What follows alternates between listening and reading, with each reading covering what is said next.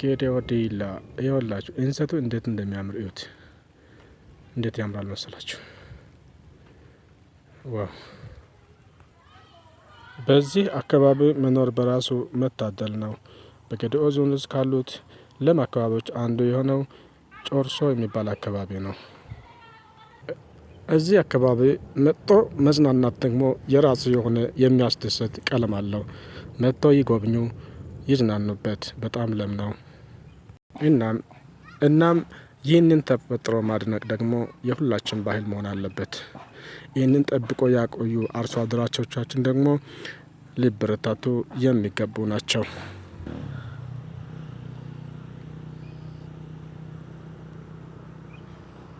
ይሄ ደግሞ የመንገድ ዳር ውበት ነው። መንገድ እንደዚህ ያምራል። በዚህ መንገድ መኪና መንዳትም ሆነ መዝናናት ደግሞ የመጨረሻ ያስደስታል። ተፈጥሮ እንዴት ያምራል!